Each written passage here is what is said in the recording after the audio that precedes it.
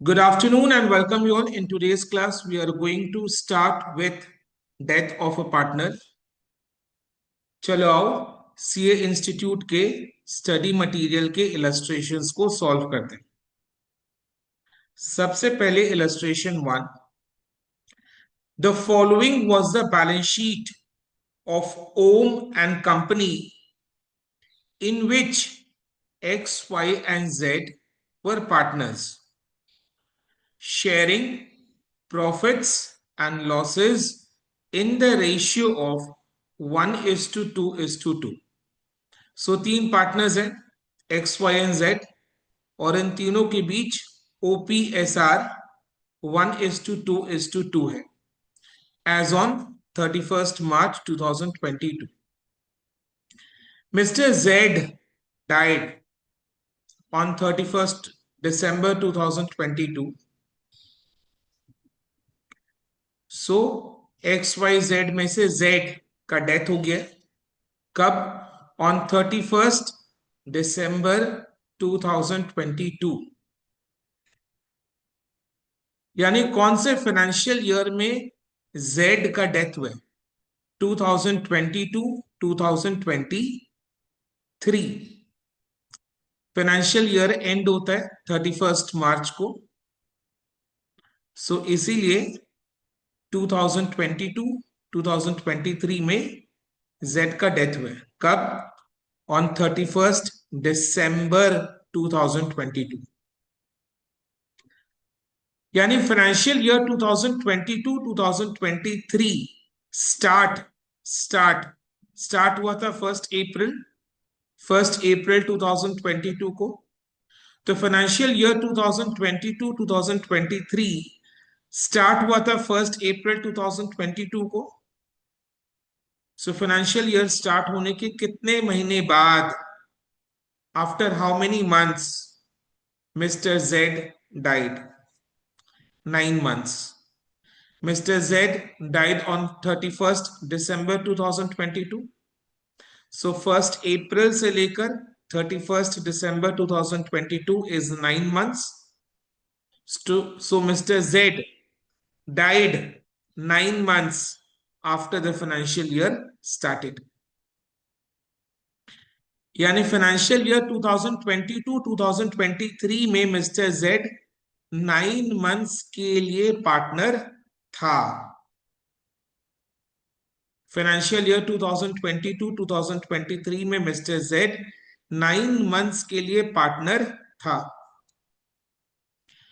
His account has to be settled under the following terms. Term से पहले balance sheet दिया हुआ है कब का? 31st March 2022 यानी प्रीवियस फाइनेंशियल ईयर का बैलेंस शीट अपने को दिया हुआ है which is ending on 31st March 2022 यानी फाइनेंशियल ईयर 21-22 का बैलेंस शीट अपने को दिया हुआ है। प्रीवियस फाइनेंशियल ईयर का बैलेंस शीट दिया हुआ है। करेंट फाइनेंशियल ईयर कौन सा है? 2022-2023। करेंट फाइनेंशियल ईयर अभी तक एंड नहीं हुआ। एंड होने से पहले Z died on 31st December। 9 months बाद, 9 months after the financial year started। 9 months after the financial year started, Z died on 31st December 2022। Balance sheet में देखो, जनरल रिजर्व्स 30,000 का है। इसको हम तीनों पार्टनर्स XYZ के बीच में डिस्ट्रीब्यूट कर देंगे in the ratio 1:2:2। Capital account में ये क्रेडिट हो जाएगा।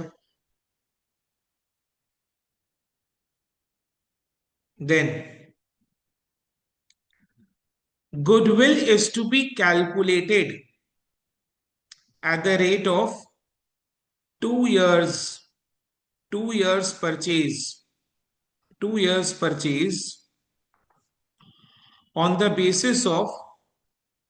basis of average of 3 years profits and losses। 3 years profits and losses. So 3 years profits and losses का एवरेज, 3 साल का एवरेज निकालेंगे. Average profit of 3 years into 2. 2 years purchase है, so average profit into 2 is equal to goodwill. So पिछले 3 साल के average profit को 2 से मल्टीप्लाई करके goodwill. The profits and losses for the 3 years were detailed as below. So year ending on 31st March 2022, profit at 30,000. Year ending on 31st March 2021, profit 20,000 का. Year ending on 31st March 2020, loss 10,000 का. Loss को अपने क्या करेंगे, average calculate करते time minus. ठीक है,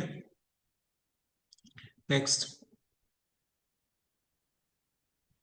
ठीक है, मेरे साथ रीड करना, मेरे आगे रीड मत करना. मैं जिस पॉइंट को रीड करो आप लोग मेरे साथ उसी पॉइंट को रीड करोगे और पूरे डिस्कशन को फॉलो करोगे. तो अभी हम नेक्स्ट ये वाले पैराग्राफ को डिस्कस कर रहे हैं. During the year ending on 31st March 2022, यानी अभी जस्ट जो फाइनेंशियल ईयर एंड हुआ है 31st March 2022, ये वाला, एंड जिस फाइनेंशियल ईयर का अपने को बैलेंस शीट दिया हुआ है. ठीक है, यानी डेथ से ठीक पहले जो फाइनेंशियल ईयर, उसमें क्या हुआ, a car costing ₹40,000 was purchased on 1st April 2021. 1st April 2021 यानी it is the opening date of financial year 21-22. Financial year 21-22 का एक एडजस्टमेंट के बारे में बता रहा है. सो फाइनेंशियल ईयर 2021-22 का first opening date 1st April 2021 को एक कार परचेज हुआ था 40,000 and debited to travelling expenses account. Debited to traveling expenses account. So car purchase of an asset increase debit. So asset account को debit करना चाहिए था. asset account का नाम motor car. So motor car purchase हुआ है, motor car is an asset, increase debit. तो कौन सा अकाउंट को डेबिट करना चाहिए था, मोटर कार. तो मोटर कार अकाउंट को डेबिट करना चाहिए था, बट कौन से अकाउंट को डेबिट कर दिया, travelling expenses account. Travelling expenses account को डेबिट करने के कारण ट्रैवलिंग एक्सपेंसेस इंक्रीज हो गया है एंड सारे एक्सपेंसेस को अपने प्रॉफिट एंड लॉस अकाउंट के डेबिट साइड में डालते हैं. एक्सपेंसेस इंक्रीज होने के कारण प्रॉफिट का अमाउंट कम हो गया है. तो इसका रेक्टिफिकेशन करने के लिए क्या करें, बोलो. कार अकाउंट को debit, car account debit to traveling expenses. Rectification entry will be car account debit to travelling expenses. But ये तो प्रीवियस फाइनेंशियल ईयर का है. So previous financial year already close हो चुका है, एंड हो चुका है. ट्रैवलिंग एक्सपेंसेस एक नॉमिनल अकाउंट है. हर एक नॉमिनल अकाउंट ईयर के एंड में प्रॉफिट एंड लॉस अकाउंट में ट्रांसफर होकर क्लोज हो जाता है. तो बेसिकली हम रेक्टिफिकेशन कब कर रहे हैं? In the next accounting year 22-23 में, यानी after preparation of final accounts, right? So travelling expenses के जगह कौन सा अकाउंट बोलो?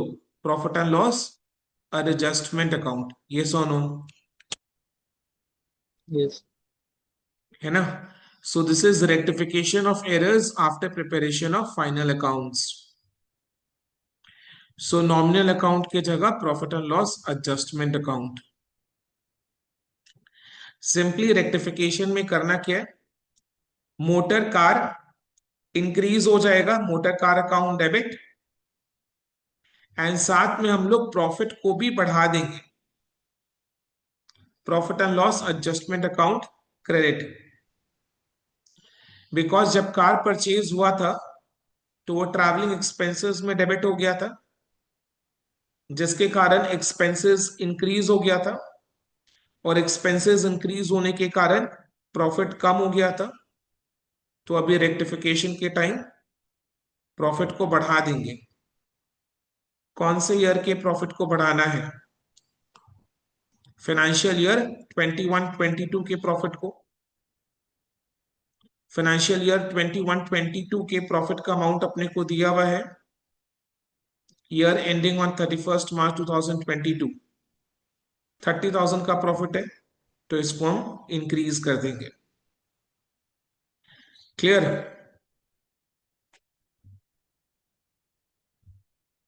On which depreciation is to be calculated at 20% per annum at a written down value method. सो अपने को depreciation भी चार्ज करना है, क्योंकि जब मोटर कार परचेज हुआ था तो ये ट्रैवलिंग एक्सपेंसेस में डेबिट हो गया था, मोटर कार अकाउंट में डेबिट नहीं हुआ. अब क्योंकि ये मोटर कार अकाउंट में डेबिट नहीं हुआ, इसका अमाउंट मोटर कार अकाउंट में आया नहीं, तो इस पर डेप्रिसिएशन चार्ज नहीं हुआ. तो इस भूल के कारण डेप्रिसिएशन भी चार्ज नहीं हुआ था. तो अब अपने को डेप्रिसिएशन चार्ज करना है. डेप्रिसिएशन का रेट 20% है. 40,000 का 20% इज 8,000, तो 8,000 का डेप्रिसिएशन चार्ज करेंगे. अब डेप्रिसिएशन क्या है? एक्सपेंस. सो डेप्रिसिएशन के लिए एंट्री भी know, depreciation account debit to motor car account. Depreciation expense है, हर एक्सपेंस समझ में आया ना? तो अभी तो फाइनेंशियल ईयर 21-22 एंड हो चुका है, और हम रेक्टिफिकेशन नेक्स्ट अकाउंटिंग ईयर में कर रहे हैं, यानी rectification after preparation of final accounts हो रहा है. सो डेप्रिसिएशन मेरा एक्सपेंस है. सो रेक्टिफिकेशन के एंट्री में डेप्रिसिएशन अकाउंट के जगह, नॉमिनल अकाउंट के जगह profit and loss adjustment account, है ना? बिकॉज डेप्रिसिएशन अकाउंट तो ऑलरेडी क्लोज हो चुका है. सिंपल सा लॉजिक है. डेप्रिसिएशन चार्ज करेंगे तो मेरा प्रॉफिट डिक्रीज हो जाएगा, इसीलिए profit and loss account debit, profit and loss adjustment account debit. आई बात समझ में? यानी फाइनेंशियल ईयर 21-22 के प्रॉफिट में एक और एडजस्टमेंट करना है. क्या करना है? फाइनेंशियल ईयर 21-22 के प्रॉफिट को हम डेप्रिसिएशन ₹8,000 से डिक्रीज, माइनस कर देंगे. क्लियर है? यानी मेरे Yes. को बताओ, अब फाइनेंशियल ईयर 21-22 का profit after this adjustment will be 30,000 का प्रॉफिट पहले से निकाल कर दिया हुआ है, तो उसमें 40,000 ऐड कर देंगे और 8,000 डेप्रिसिएशन के लिए माइनस कर देंगे. 62. 62,000 आ रहा है, 62,000 आ रहा है. Okay, This asset is to be brought into account at the depreciated value. Definitely death के बाद जो हम बैलेंस शीट बनाएंगे, डेथ के बाद जो बैलेंस शीट बनेगा उस बैलेंस शीट में ये मोटर कार अकाउंट दिखाई देगा. ब्रॉट इनटू अकाउंट मतलब इसको बुक्स ऑफ अकाउंट्स में लेकर आना है. तो वही तो एंट्रीज हमने पास किया. 40,000 के लिए motor car account debit and 8,000 के डेप्रिसिएशन के लिए मोटर कार अकाउंट क्रेडिट. यानी मोटर कार अकाउंट का बुक्स में कितना वैल्यू? 32,000. सो 32,000 हम बैलेंस शीट में दिखाएंगे. इमीडिएटली आफ्टर डेथ जो बैलेंस शीट बनेगा उसमें असेट के साइड में मोटर कार अकाउंट 32,000 का. ओके. अच्छा, मेरे को बताओ,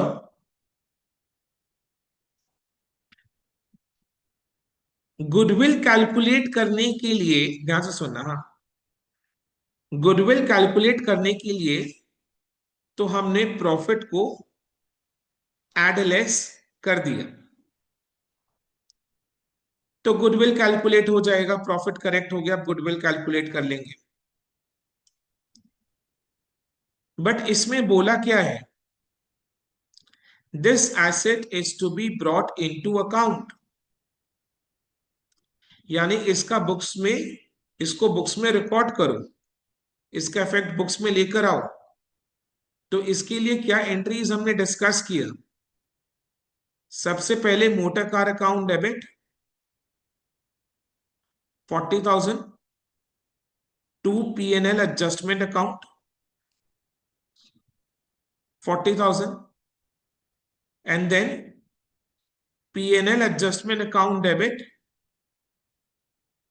to motor car for the amount of depreciation.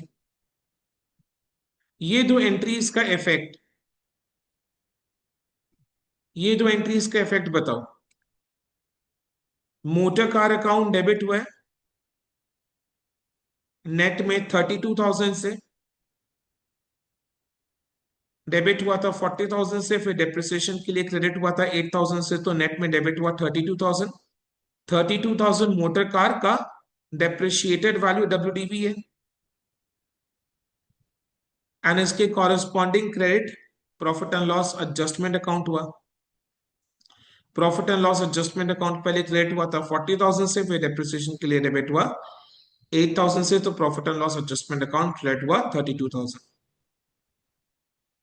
तो बुक्स में इसका इफेक्ट ये वाला एंट्री पास करके ला सकते हैं, लाएंगे.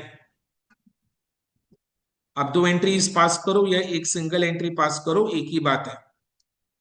ठीक है.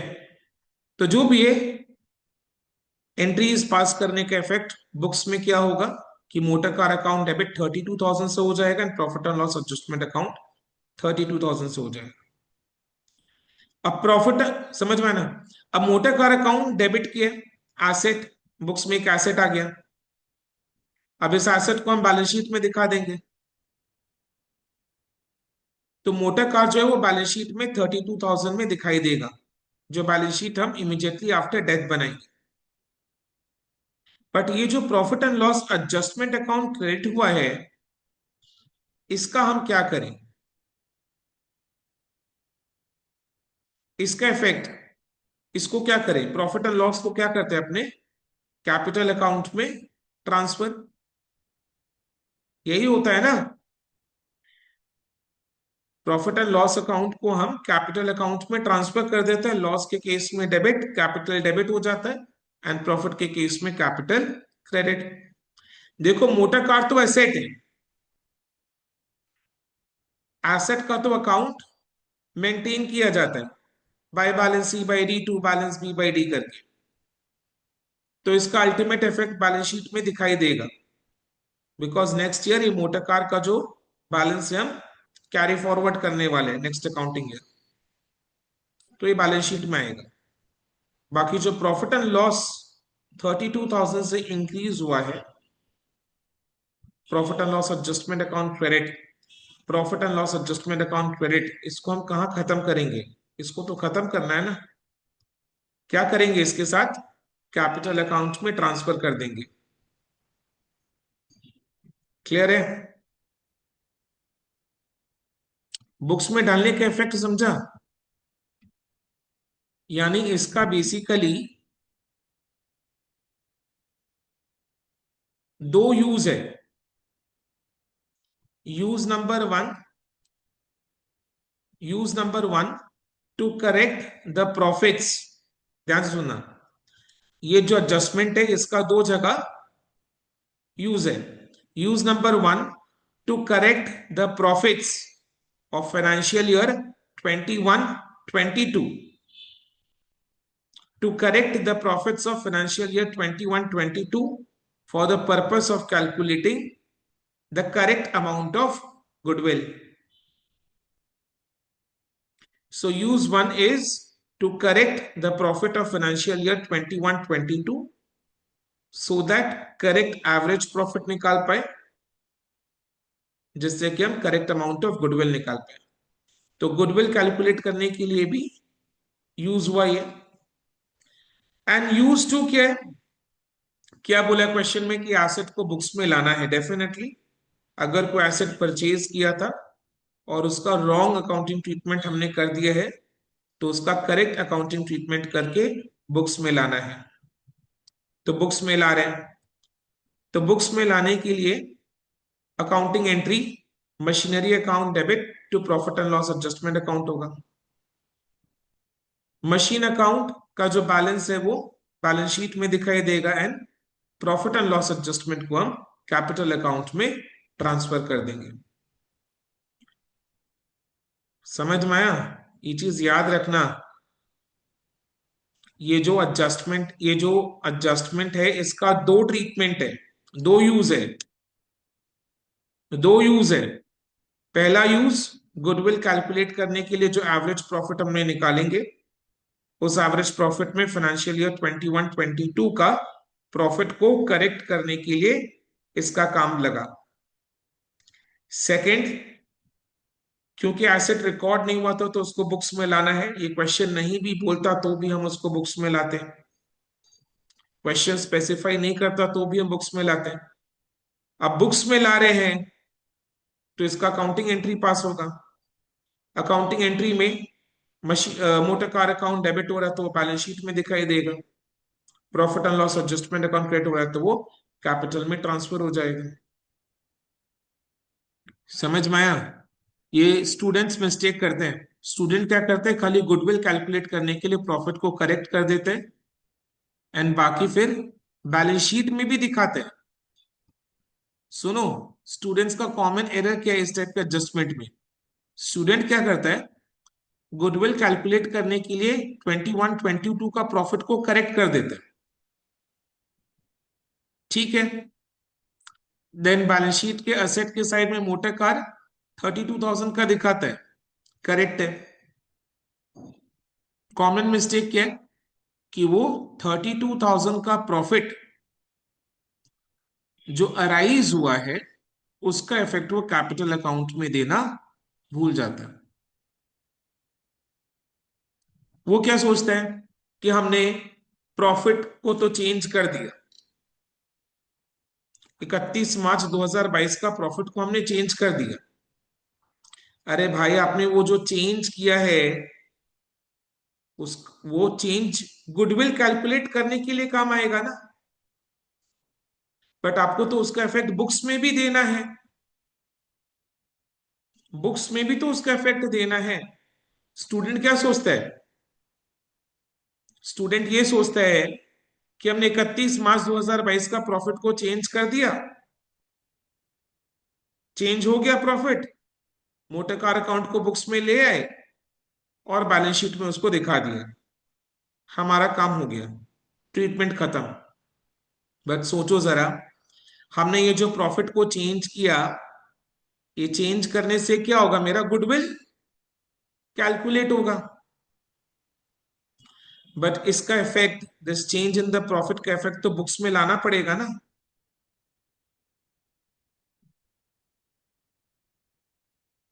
क्लियर? समझ में आया? Okay. Yes.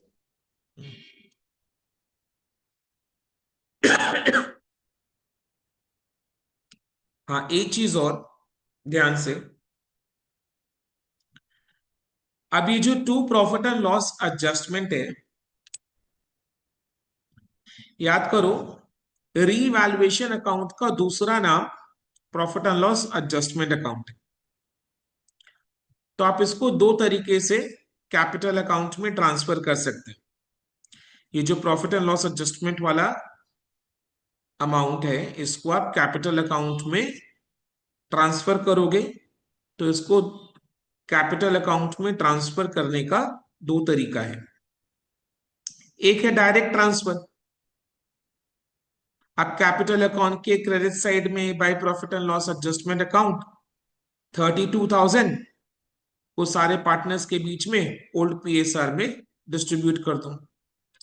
This is direct transfer. Alternatively आप इनडायरेक्ट ट्रांसफर भी कर सकते हैं। कैसे?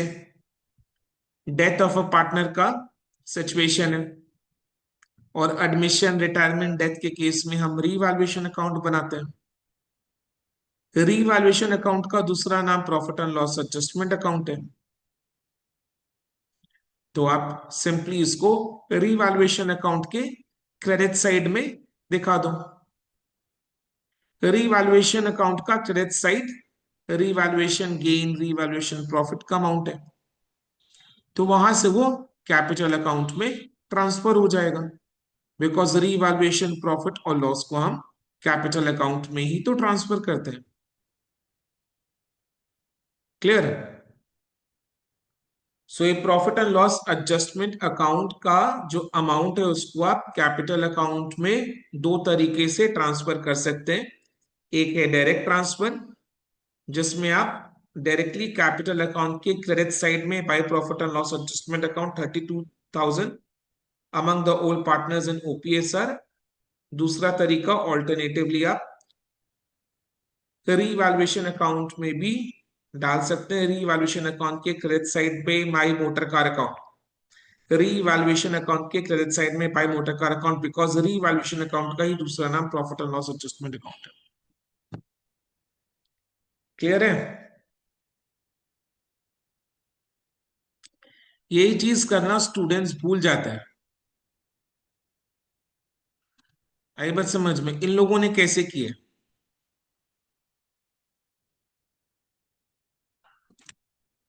ये रहा, रीवैल्यूएशन अकाउंट का दूसरा नाम profit and loss adjustment account है, तो उसी के क्रेडिट साइड में ये डाल दिया।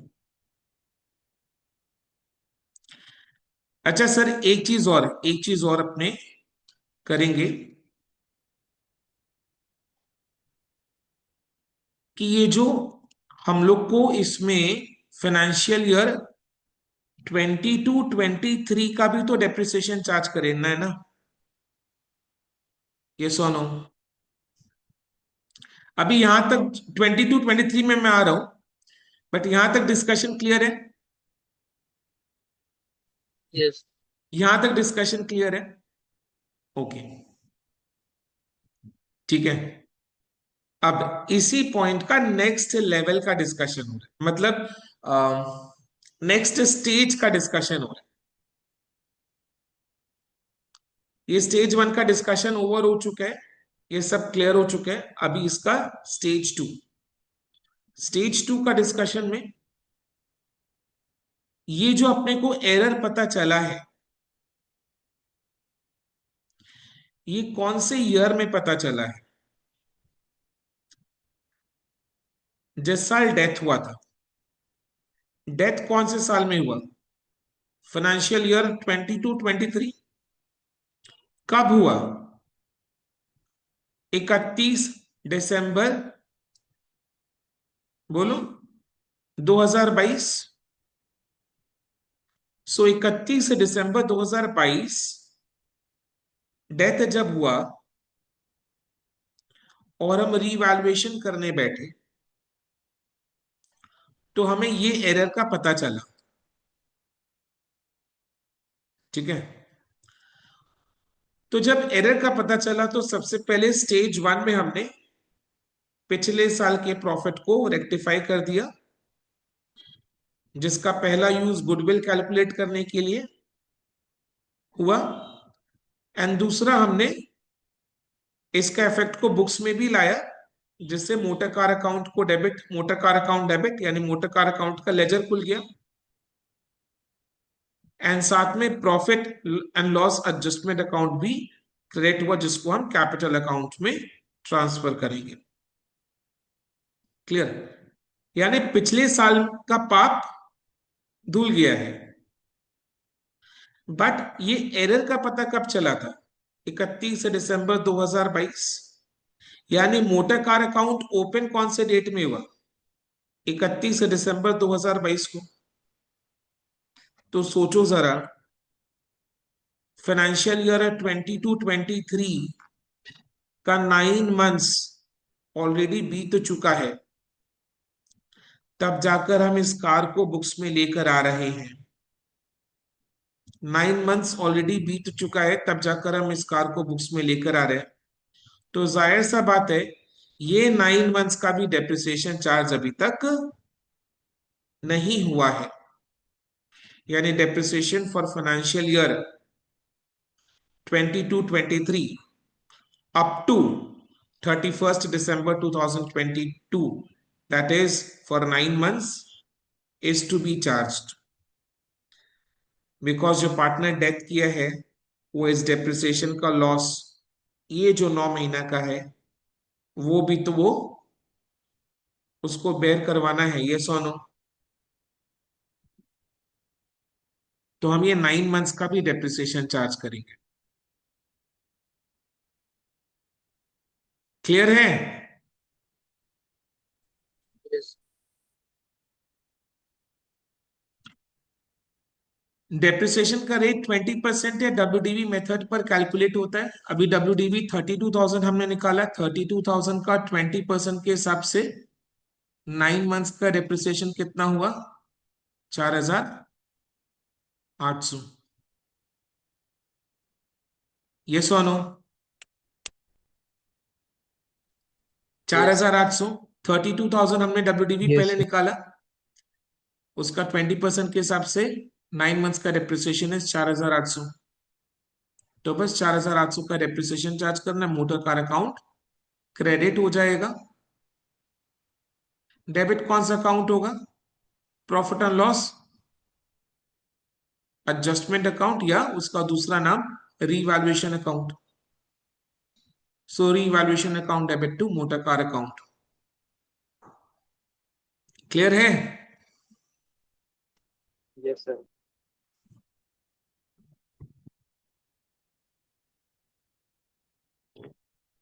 सो अभी अल्टीमेटली फाइनली जो मोटर कार है,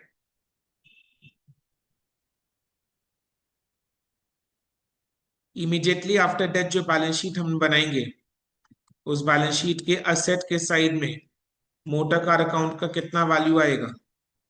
32,000 माइनस 4,800, 27,200।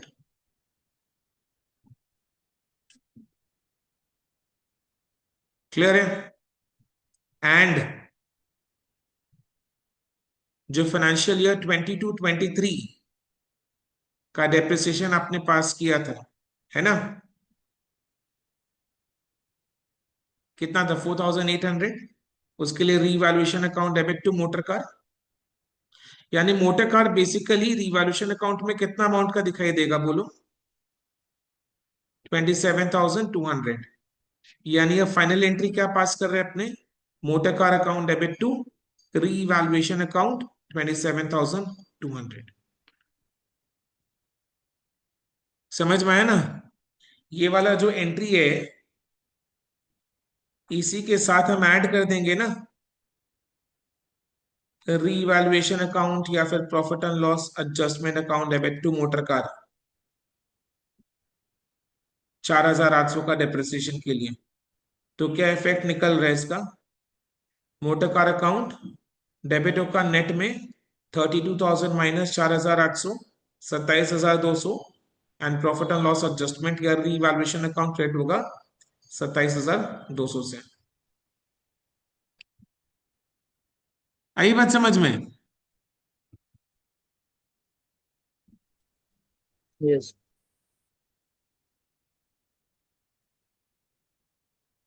एग्जाम के लिए क्या याद रखना है? एग्जाम के लिए क्या रखना है इस टाइप का एडजस्टमेंट के लिए? एग्जाम के लिए याद रखना है कि सबसे पहले गुडविल कैलकुलेट करने के लिए जो एवरेज प्रॉफिट हम निकालेंगे,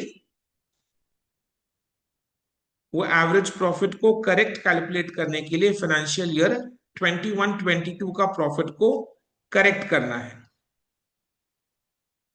तो हमने फाइनेंशियल ईयर 21-22 के प्रॉफिट को करेक्ट किया। कैसे?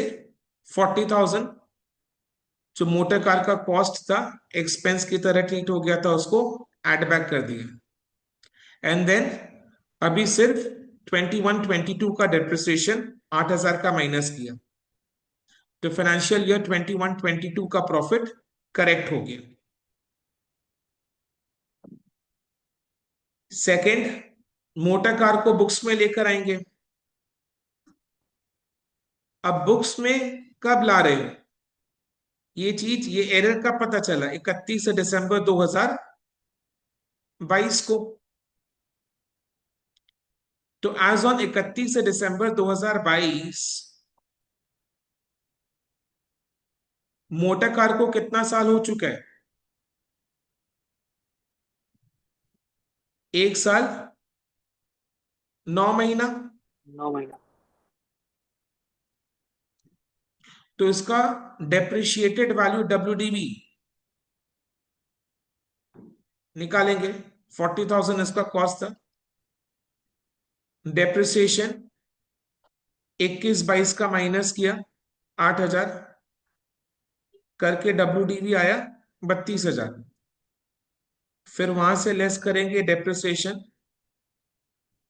22-23 का, बट 22-23 का सिर्फ 9 महीना का डेप्रिसिएशन माइनस करेंगे, जो कि हम 32,000 के ऊपर में 20% के हिसाब से 9 महीना का डेप्रिसिएशन आता है मेरा 4,800। तो 4,800 माइनस किया करके कितना आया? 27,200। ये मोटर कार का फाइनल डेप्रिशिएटेड वैल्यू है WDV on the date of death.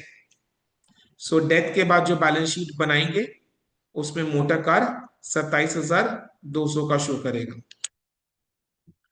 अब मोटर कार अकाउंट को बुक्स में ला रहे तो मोटर कार अकाउंट डेबिट होगा। क्रेडिट कौन सा अकाउंट करेंगे? रीवैल्यूएशन अकाउंट, यानी profit and loss adjustment account. जैसे कि profit and loss adjustment account create करने से प्रॉफिट का अमाउंट इंक्रीज, वो कैपिटल अकाउंट में जाकर transfer, credit capital account create हो जाएगा उससे। क्योंकि मोटर कार को हम एक्सपेंस की तरह ट्रीट कर लिए थे, जैसे प्रॉफिट कम हो गया था, प्रॉफिट कम होने के कारण सारे पार्टनर्स को कमती कमती शेयर ऑफ प्रॉफिट मिला। तो अभी जब मोटर कार अकाउंट को बुक्स में ला रहे तो प्रॉफिट को 27,200 से इंक्रीज कर देंगे, वो through profit and loss adjustment account, जिसका इफेक्ट कैपिटल अकाउंट के क्रेडिट साइड में आ जाएगा। क्लियर है?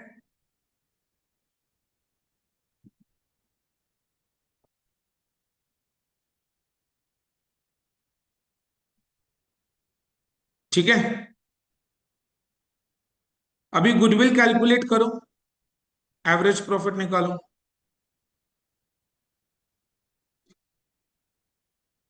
अच्छा, डेथ के बाद जो रिमेनिंग पार्टनर्स है, they will share the profit in what ratio? ये क्वेश्चन में दिया हुआ है या नहीं? नहीं। ये क्वेश्चन में नहीं दिया हुआ, तो अपने क्या समझेंगे? इन लोग डेथ के बाद ओल्ड रेशियो में ही प्रॉफिट्स को शेयर करेंगे। डेथ किसका हो रहा है? जेड का हो रहा है। तो बचा कौन? वाई एंड एक्स, और यानी एक्स एंड वाई के बीच में पहले प्रॉफिट्स किस रेशियो में शेयर होता था? इनका रिलेटिव रेशियो क्या है एक्स और वाई का? 1:2। सो डेथ के बाद भी इनका शेयर ऑफ प्रॉफिट एक्स और वाई के बीच में 1:2 का होगा। सो देखो, जब old ratio is same as new ratio, यानी the gaining ratio will also be 1:2 between X and Y. ठीक है। गुडविल कैलकुलेट करो, एवरेज प्रॉफिट निकालो। फाइनेंशियल ईयर 21-22 का correct profit is 32,000 plus financial year 2021 का 20,000 एंड देन 19-20 का loss 10,000 minus करो, कितना आ रहा है? Total profit 72,000, right. तो इसका एवरेज बाई 3 24,000 आ रहा है। एवरेज प्रॉफिट 24,000, 2 years परचेज यानी 2 से मल्टीप्लाई करेंगे तो गुडविल कितना आ रहा है? 48,000, राइट। 48,000 का गुडविल आ रहा है। अब गुडविल में मिस्टर जेड का शेयर 2/5 है, तो 48,000 का 2/5 19,200। 19,200 is Z is shares of goodwill. अब जेड का डेथ हो चुका है तो वो सैक्रिफाइसिंग पार्टनर है। एक्स एंड वाई आगे बिजनेस को कंटिन्यू करेंगे तो वो गेनिंग पार्टनर्स है। सो गुडविल का अकाउंटिंग ट्रीटमेंट के लिए कैपिटल एडजस्टमेंट का entry, x is capital account debit, y is capital account debit to जेड्स कैपिटल अकाउंट, टू जेड्स capital account with his share of goodwill 19,200। अब इसी अमाउंट से हम एक्स एंड वाई के कैपिटल अकाउंट को डेबिट करेंगे इन देयर गेनिंग रेशियो, जो कि 1:2 है, बिकॉज क्वेश्चन में न्यू रेशियो नहीं दिया हुआ है। सो ओल्ड रेशियो ही दोनों के बीच न्यू रेशियो है एंड वही इनका गेनिंग रेशियो है। सो गेनिंग रेशियो इज 1:2। सो 19,200 को 1:2 के रेशियो में बांटो, कितना आ रहा है? एक्स के पाती, एक्स का कितना कितना 6,400 एंड वाई का 12,800। यानी गुडविल का अकाउंटिंग ट्रीटमेंट के लिए कैपिटल एडजस्टमेंट का entry is X's capital account debit 6,400, Y's capital account debit 12,800 to जेड्स कैपिटल अकाउंट 19,200। क्लियर है?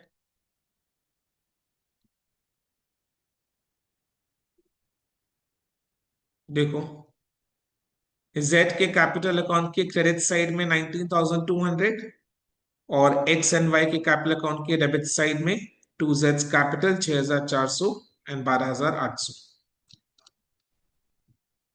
गुडविल का कैलकुलेशन ऊपर अपने को दिया हुआ है। Clear?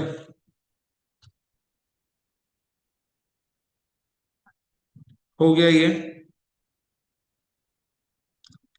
Then profits for the period from 1/4/2022 to 31st December 2022। मतलब ये वो 9 months है जिसमें जेड जिंदा था। ठीक है, इन द फाइनेंशियल ईयर 22-23। तो जेड जब जिंदा था तो उस 9 महीने के लिए, उस 9 महीने में जो प्रॉफिट हुआ प्रॉफिट हुआ होगा उसका भी शेयर जेड को मिलना चाहिए, मिलेगा। बट इसके लिए तो हम 9 मंथ्स का प्रॉफिट एंड लॉस अकाउंट तो नहीं बना सकते, तो एक एस्टिमेट, एक अंदाजा लगाते हैं कि 9 महीने का प्रॉफिट कितने का हुआ होगा, जिसमें जेड को शेयर मिलेगा क्योंकि जेड जिंदा था। shall be ascertained proportionately on the basis of average profits and loss of the preceding 3 years। preceding 3 years यानी वो यही 3 साल का एवरेज प्रॉफिट कितना निकाला था हमने, कितना निकाला था? 24। 24,000। सो पिछले 3 साल का एवरेज प्रॉफिट 24,000। तो इसको बेस पकड़कर ये 9 महीने के प्रॉफिट में जेड का शेयर निकालो। कैसे? देखो जरा, 24,000 का एवरेज प्रॉफिट है, यानी ये 1 साल का है ना, पिछले 3 साल का एवरेज, यानी फुल ईयर का प्रॉफिट है ये सोनो, पिछले 3 साल का एवरेज, यानी ये फुल ईयर का प्रॉफिट है।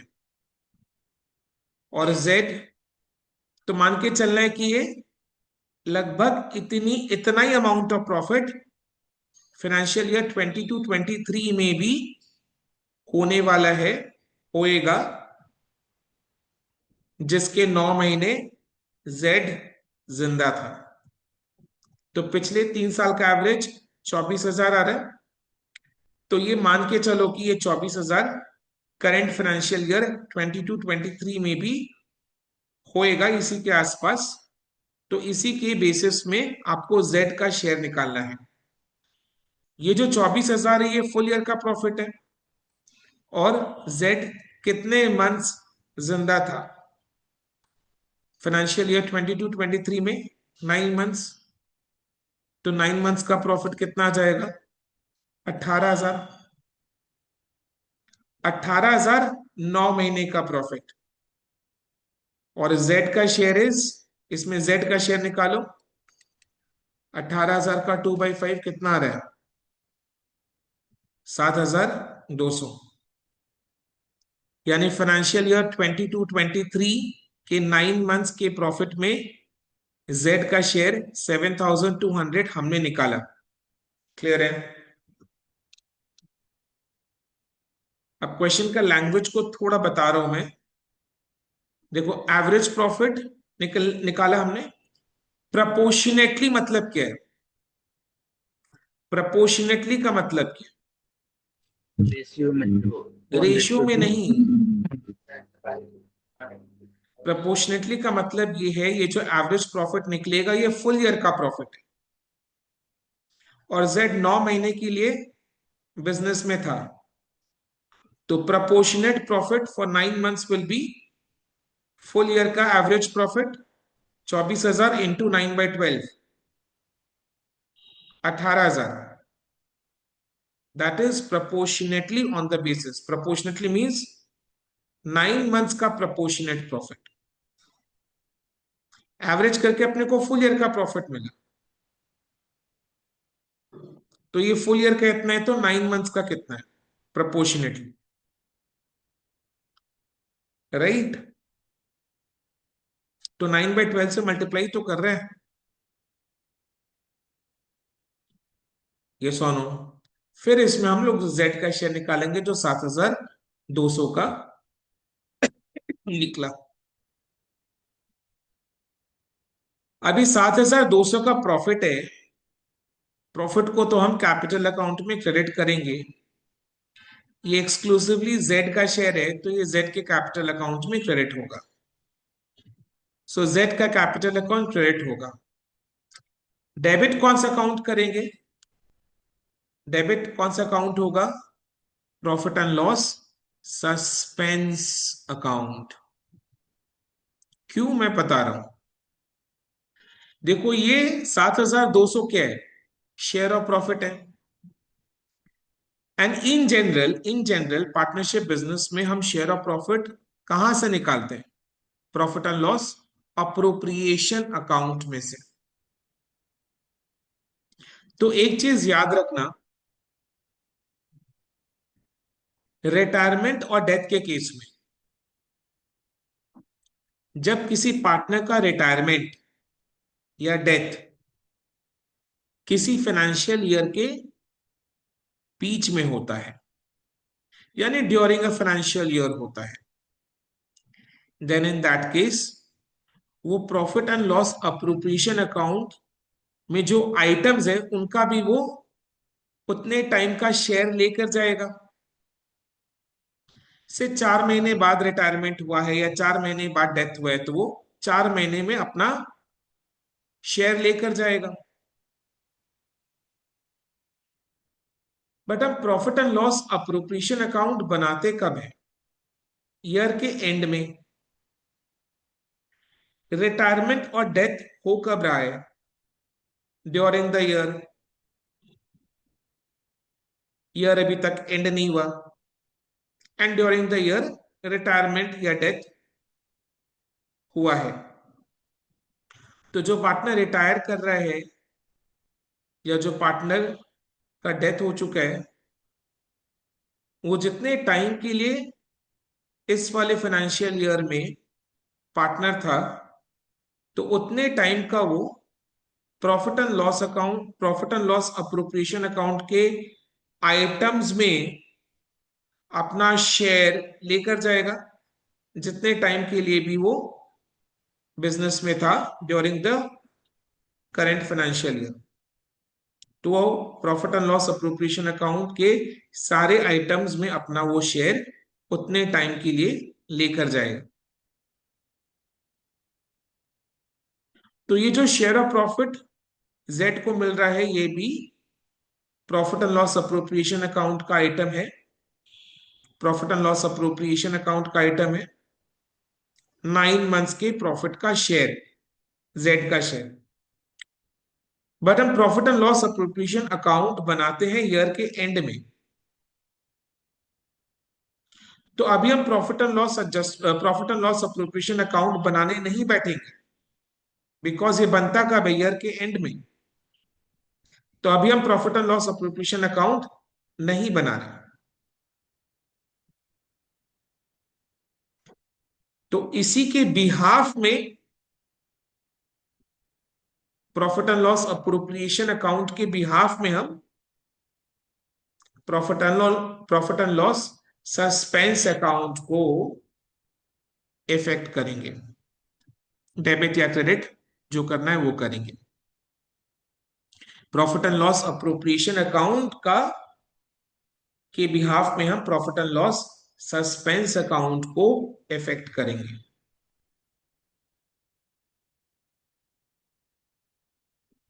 सस्पेंस है क्योंकि पता नहीं ईयर के एंड में कितना प्रॉफिट अराइज होगा।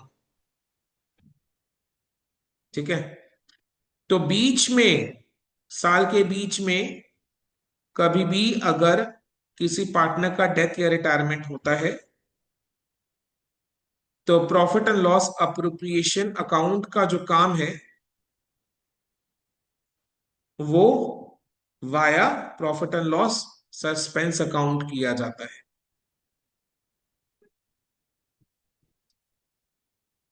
तो जैसे इन जनरल जब प्रॉफिट एंड लॉस अकाउंट हम लोग बनाते हैं, तो प्रॉफिट एंड लॉस अकाउंट की डेबिट साइड में टू शेयर ऑफ प्रॉफिट लिखते हैं, यानी इसके लिए एंट्री क्या पास हो रहा है?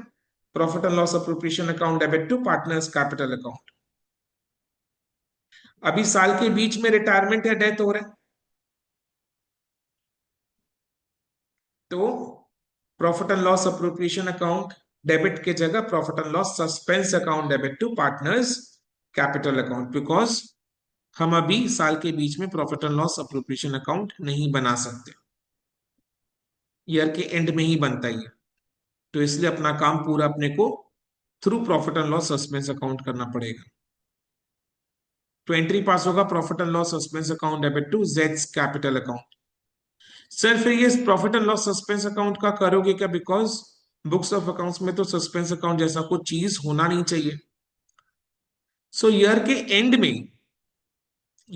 एंड में जब हम profit and loss appropriation account बनाएंगे, then profit and loss appropriation account में हम profit and loss suspense account को ट्रांसफर करके खत्म कर देंगे।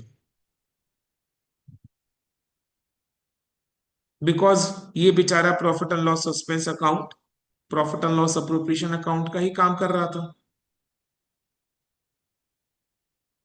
अब जैसे ईयर एंड हुआ, profit and loss appropriation account को बना रहे तो इसका काम खत्म।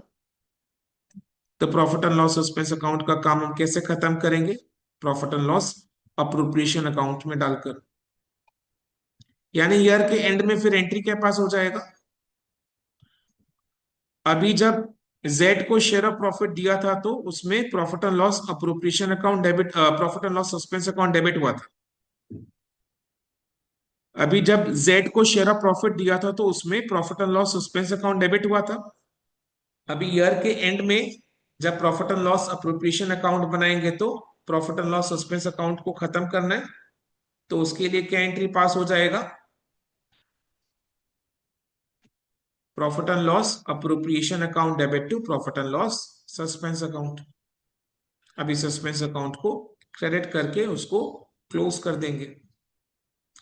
तो देखो ना, एक तरीके से क्या हो रहा है, अल्टीमेटली शेयर ऑफ प्रॉफिट जो है वो profit and loss appropriation account के डेबिट साइड में ही आया। आई बात समझ में? कंक्लूजन में हमने क्या निकाला? कंक्लूजन में हमने ये निकाला कि ईयर के बीच में अगर किसी पार्टनर का रिटायरमेंट डेथ होता है तो profit and loss appropriation account का काम profit and loss suspense account के थ्रू किया जाता है। बिकॉज जो भी रिटायरिंग या डिसीज पार्टनर है वो जितने टाइम के लिए करंट फाइनेंशियल ईयर में पार्टनर था तो अपना सारा शेयर, यानी profit and loss appropriation account के सारे आइटम्स में जो उसका शेयर बनता है for the time period he was there as a partner, वो लेगा। बट हम profit and loss appropriation account साल के बीच में नहीं बनाते, ईयर के एंड में बनाते हैं। तो फॉर द टाइम बीइंग इसका एक टेम्पररी अकाउंट बनेगा which is called profit and loss suspense account. यानी profit and loss appropriation account का सारा काम अभी profit and loss suspense account करेगा। देन ईयर के एंड में जब अल्टीमेटली हम profit and loss appropriation account बनाएंगे तो profit and loss suspense account को profit and loss appropriation account में डालकर क्लोज कर देंगे।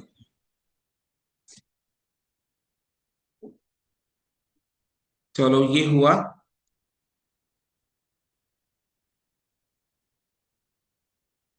ओके, तो देखो जेड का कितना शेयर ऑफ प्रॉफिट निकला था? 7,200। इसके लिए Z capital account credit by profit and loss suspense account 7,200।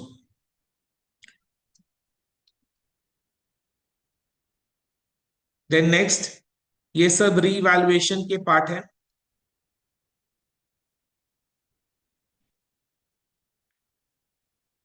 So revaluation account अपने को बनाना है। Trade receivables were considered good का मतलब क्या है? सच मेरे को प्रोविजन बनाने का जरूरत नहीं है, तो बेसिकली टाइम पास के लिए दिया हुआ है, इसका सच कोई इफेक्ट नहीं है।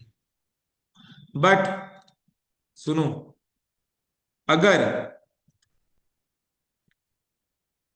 मैंने ये एडजस्टमेंट को पर का स्क्रॉल अप करके बैलेंस शीट को क्यों देखा, उसका पीछे का कारण बता रहा हूं कि अगर बैलेंस शीट में trade receivables less provision for bad debts से 500 का देता एंड नीचे में दिया हुआ trade receivables were considered good, इसका मतलब क्या होता है कि ऊपर बैलेंस शीट में जो प्रोविजन 500 का है अब उसका जरूरत नहीं है, यानी वो प्रोविजन को हम रिवर्स कर देंगे।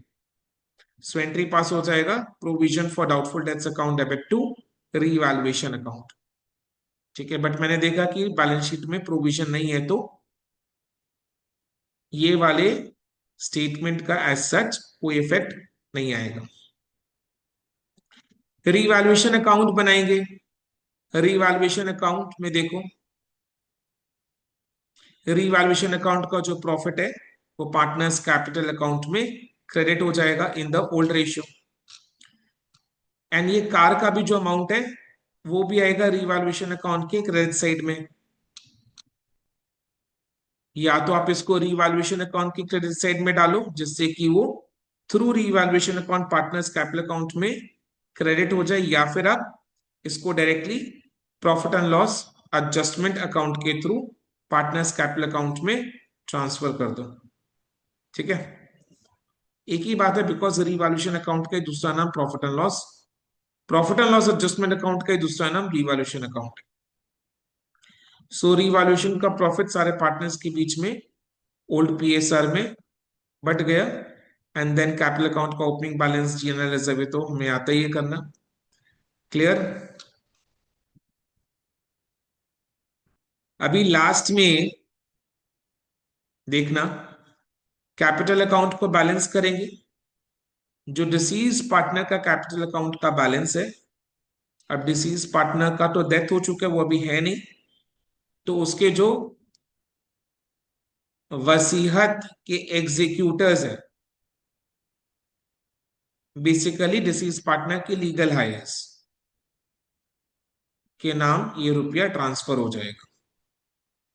यानी एंट्री क्या पास हो रहा है, now the company is basically liable to pay this amount 1,22,080 to the legal representatives or the legal executors of partner Z. So company is liable to pay to the executors of Z.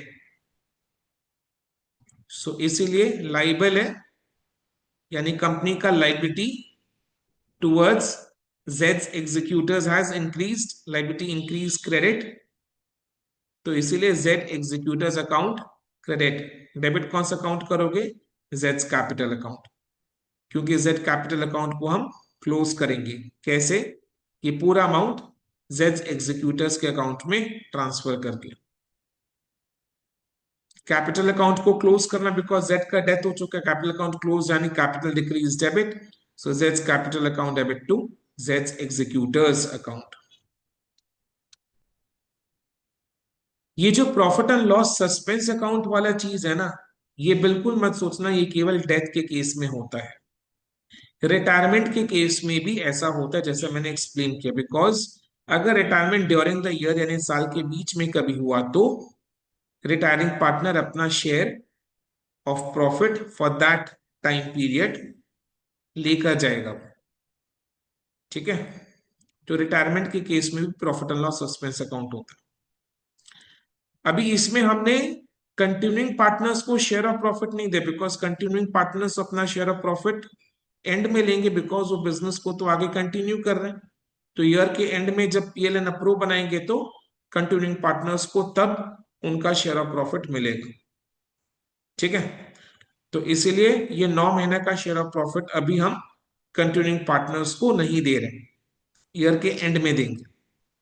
ठीक है, एक चीज मेरे को बताओ, इस entry में profit and loss suspense account क्या हो रहा है, डेबिट, डेबिट हो रहा है, तो इसका डेबिट बैलेंस निकलेगा। तो डेथ के इमीडिएटली बाद जो हम बैलेंस शीट बनाएंगे, डेथ कब हुआ था, 31 December 2022।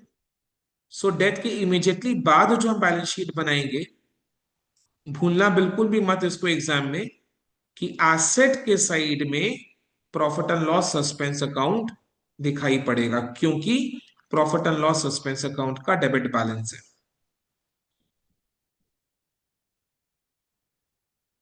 Clear? Profit and loss suspense account का क्योंकि डेबिट बैलेंस है, इस पॉइंट को भूलना मत।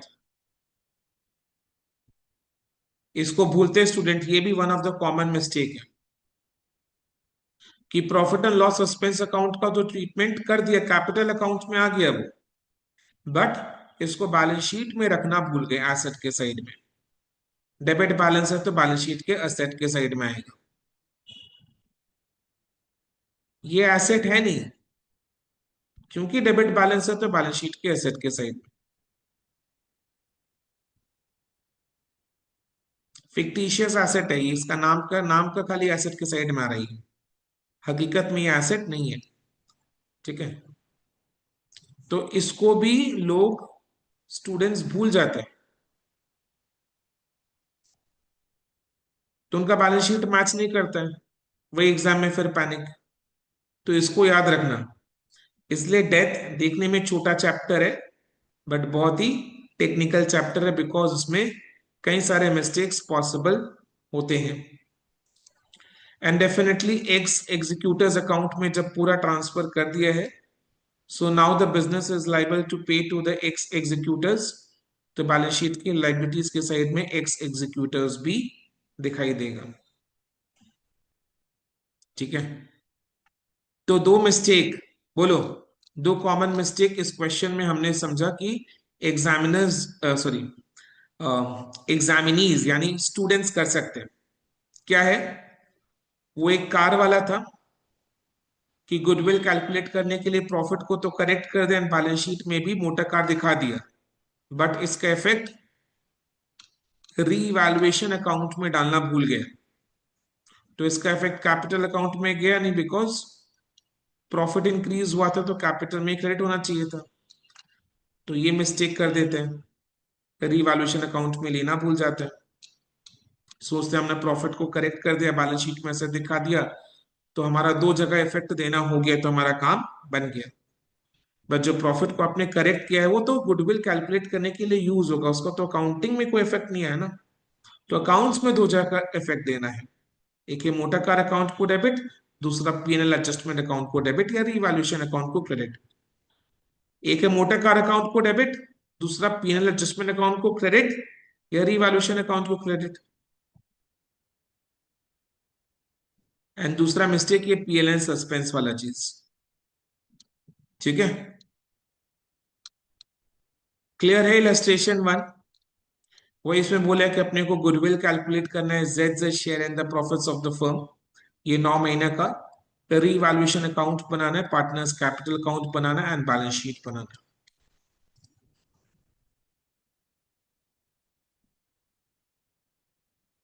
Next illustration two. First question में डेफिनेटली ज्यादा टाइम लगता है, बिकॉज पहला क्वेश्चन है, तो काफी सारा कंसेप्ट को इस क्वेश्चन के हेल्प से रिवाइज करवाना है, बताना है, समझाना है, तो टाइम लगता है। ठीक है, अभी कोई इलस्ट्रेशन टू में आ जाओ। इलस्ट्रेशन टू में पहले रिक्वायरमेंट को पढ़ते हैं। Prepare an account showing the amount due to A's legal representative, A's legal representative, यानी अपने को केवल जो अमाउंट एक एग्जीक्यूटर को पे करना है वो कैलकुलेट, मतलब उसके लिए अकाउंट बनाना है, बेसिकली एज कैपिटल अकाउंट बनाना है। In short A's capital account, because A's capital account को बनाएंगे तो कैपिटल अकाउंट को जो बैलेंस होगा वही अपने ए के लीगल रिप्रेजेंटेटिव यानी उसके एग्जीक्यूटिव्स को पे करेंगे, तो उसी का कैपिटल अकाउंट, ए का कैपिटल अकाउंट बनाकर we need to show the amount which is due to the A's legal representatives as on 31 December 2022, यानी जरूर ए का डेथ हुआ इसमें। तो इलस्ट्रेशन टू में आ जाओ, डिस्कस करें स्टार्टिंग से। The partnership agreement of a firm consisting of 3 partners A B and C who share profits in proportion half 1/4 1/4। अच्छा, हाफ को अपने 2/4 भी लिख सकते हैं, तो अब डिनोमिनेटर सेम हो गया तो रेशियो में एक्सप्रेस कर सकते हैं। So ratio is 2:1:1, A B और सी के बीच में ratio is 2:1:1। Whose a fixed capital, fixed capital यानी जरूर करंट अकाउंट में भी बैलेंस होगा। क्योंकि बोला है फिक्स्ड कैपिटल। तो चैप्टर 1 पार्टनरशिप अकाउंट्स का याद करो, introduction to partnership accounts, methods of preparing capital accounts, fluctuating and fixed. Fluctuating के केस में केवल एक ही अकाउंट बनता है which is called capital account, and fixed के केस में कैपिटल अकाउंट के साथ करेंट अकाउंट। तो ये जो अपने को बैलेंस दिया वो फिक्स्ड कैपिटल का दिया हुआ है, यानी इसके अलावा करेंट अकाउंट भी होगा। So fixed capital A B C का कितना है, 10,000, 6,000 and 4,000 respectively, provides as follows. Okay, क्या दिया हुआ है, that partners be allowed interest at the rate of 10% per annum on their fixed capitals, but no interest be allowed on undrawn profits or charged on drawings। यानी simply इससे अपने क्या समझे कि इंटरेस्ट ऑन कैपिटल 10% का firm अपनी partners को allow करता है, पर ड्रॉइंग्स पर इंटरेस्ट चार्ज नहीं करते हैं। सिर्फ कैपिटल पर, फिक्स्ड कैपिटल का जो अमाउंट है उसी पर 10% इंटरेस्ट ऑन कैपिटल अलाउ करते हैं। Okay, right. अभी मेरे साथ रीड करना। ए डाइड ऑन 30th September 2022। ठीक है, बुक्स ऑफ अकाउंट्स क्लोज कब होता है, partnership books are closed annually on 31st December, यानी ईयर एंड 31st December को होता है, और ईयर स्टार्ट होता है 1st January, एंड होता है 31st December। Calendar year is followed as the accounting year. A का डेथ हुआ है 30th September 2022 को, यानी 2022 में ये जो है कितने मंथ्स के लिए जिंदा था, 9 months। January to September is 9 months। ठीक है, सो ये 9 months के लिए पार्टनरशिप बिजनेस में था। तो 2022 में उसका डेथ हुआ, तो 2022 के लिए ए को अपने फिक्स्ड कैपिटल पर 9 months का इंटरेस्ट ऑन कैपिटल मिलेगा। ये सोनो, ए का फिक्स्ड कैपिटल कितना है, 10,000। इंटरेस्ट ऑन कैपिटल का रेट कितना है, 10%। सो 10,000 पर 10% के हिसाब से 9 months का इंटरेस्ट निकालो, कितना आ रहा है, 750। ये सोनो, 750 इज इंटरेस्ट ऑन कैपिटल, यानी ए को 750 का इंटरेस्ट ऑन कैपिटल मिलेगा। तो ये ए के कैपिटल अकाउंट में क्रेडिट हो जाएगा। अब ये जो इंटरेस्ट ऑन कैपिटल है ये भी प्रॉफिट एंड लॉस अप्रोप्रिएशन का आइटम है। Profit and loss appropriation account के डेबिट साइड में इंटरेस्ट ऑन कैपिटल है ना। सो एंट्री क्या पास होता है इंटरेस्ट ऑन कैपिटल के लिए, profit and loss appropriation account debit to partners capital account. अभी साल के बीच में डेथ हो रहा है, तो पीएल अप्रो का काम कौन करेगा, पीएनएल सस्पेंस अकाउंट। तो एंट्री क्या पास होगा, PNL suspense account debit to A's capital 750। Clear. तो एज कैपिटल अकाउंट के क्रेडिट साइड में by PNL suspense account brackets में इंटरेस्ट ऑन कैपिटल, या डैश देकर इंटरेस्ट ऑन कैपिटल 1000 कैसे आया,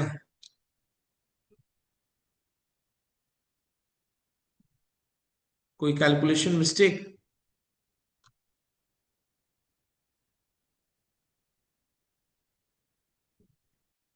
10,000 पर 10% तो 1,000।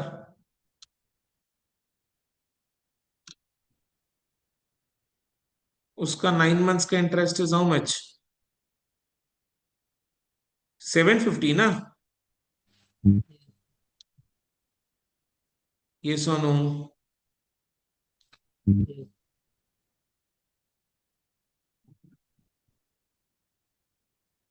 हाँ ना, मैं जल्दी जवाब दो। हाँ सर।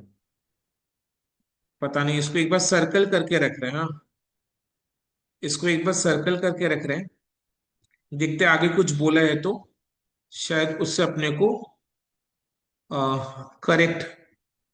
करेक्शन हो जाए।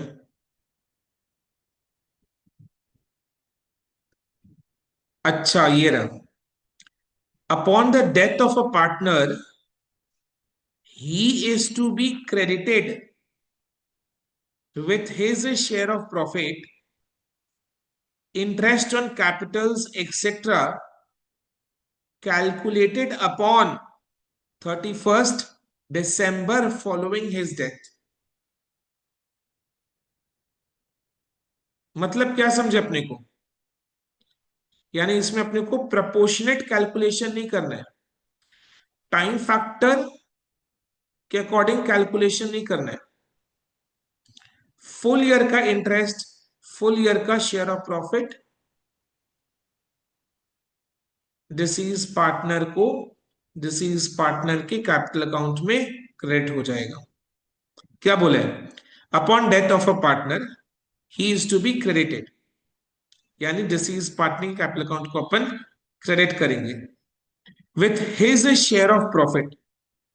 उसका जो शेयर ऑफ प्रॉफिट होता है वो कैपिटल अकाउंट में क्रेडिट करेंगे, इंटरेस्ट ऑन कैपिटल को कैपिटल अकाउंट में क्रेडिट करेंगे, calculated upon 31st December following his death.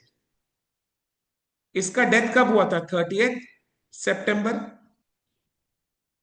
Following his death मतलब 30th September के बाद जो 31st December, यानी 31st December 2022, and 31st December को तो हमारा ईयर एंड होता है। यानी क्या बोला है क्वेश्चन ने? फुल ईयर का share of profit, full year का interest on capital deceased partner के कैपिटल अकाउंट में क्रेडिट होगा। ये सोनो, क्या बात है?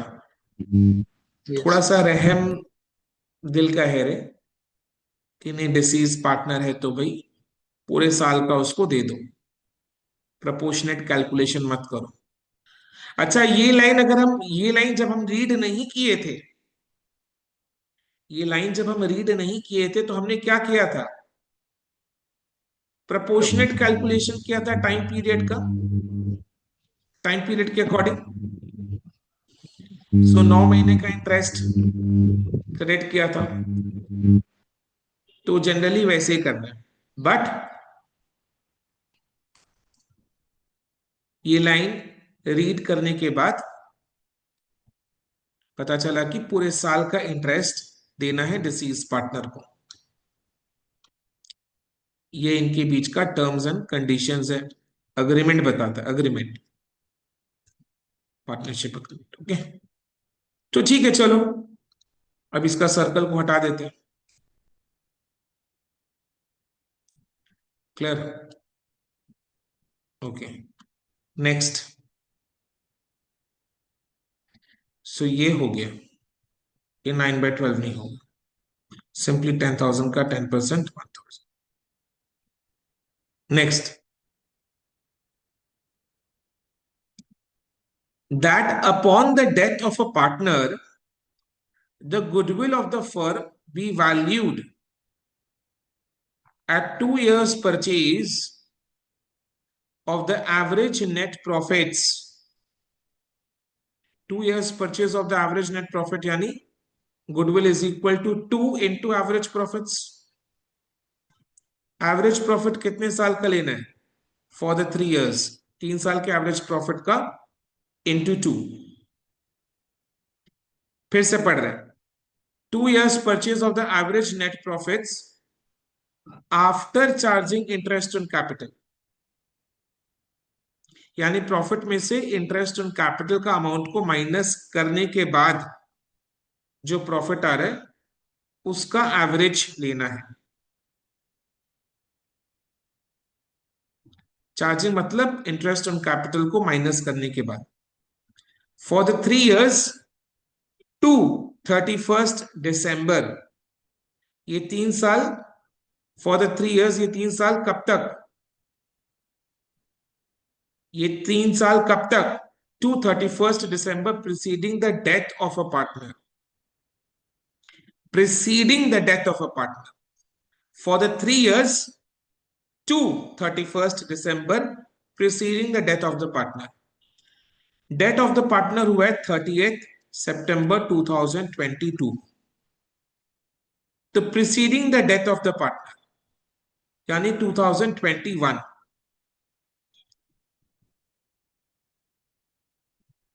है ना, यानी 2021, 20 एंड 19, ये 3 साल का एवरेज प्रॉफिट। ये सोनो क्लियर है? मेरे साथ पढ़ना, क्या दिया हुआ है नीचे में, the trading result of the firm, result का मतलब होता है प्रॉफिट और loss, before charging interest on capital, यानी इंटरेस्ट ऑन कैपिटल माइनस करने से पहले 2019 में प्रॉफिट हुआ था 9,640, 2020 में प्रॉफिट हुआ था 6,720, 2021 में प्रॉफिट हुआ था 7,640। तो यही 3 साल का मेरे को एवरेज प्रॉफिट लेना है ना। 2019, 20, 21 डेथ हुआ था 2022 में, 2022 से पहले जो 3 साल है preceding the death of a partner, so इसमें 2021, 20 एंड 19, सो ये 3 साल का एवरेज प्रॉफिट। एवरेज निकालो कितना आ रहा है, 9640 प्लस 6720 प्लस 7640 डिवाइडेड बाई 3, 8,000 आ रहा है। 8,000 इज द एवरेज प्रॉफिट, उसमें से क्या करना है बोलो, इंटरेस्ट ऑन कैपिटल को माइनस करना है। कैपिटल तीनों पार्टनर्स का, ए बी एन सी का 10,000, 6,000, 4,000, टोटल में 20,000। 20 इंटरेस्ट ऑन कैपिटल का रेट इज 10%, तो 20,000 का 10% 2,000, यानी 2,000 का इंटरेस्ट ऑन कैपिटल को माइनस करो, करके कितना आया 6,000। तो average profit for the purpose of calculating goodwill is ₹6,000, yes or no? 8,000 minus 2,000 is equal to ₹6,000. So average profit for the purpose of calculating goodwill is 6,000, and goodwill is equal to 2 years purchase of the average profit. So 2 years purchase yani 6,000 into 2, 12,000 is the amount of goodwill.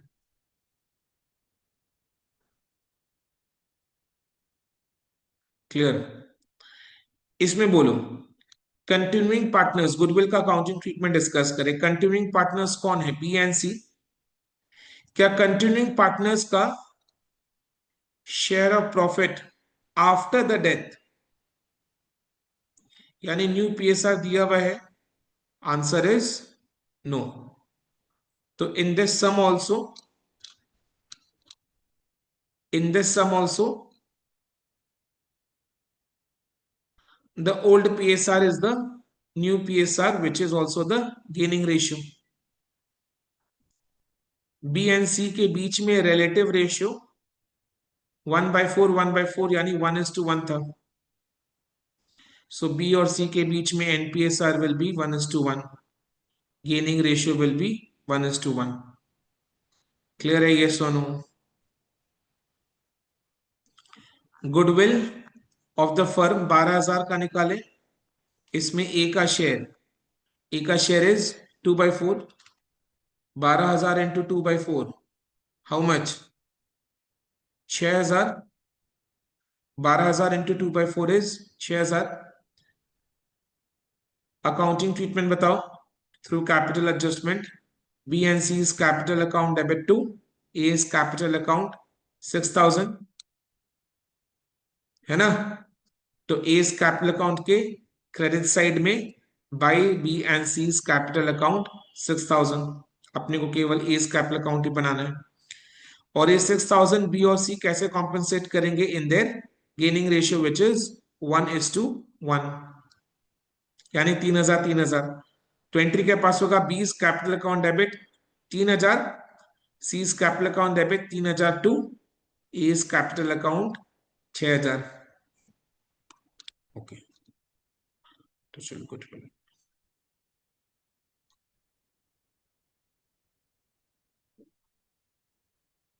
Next,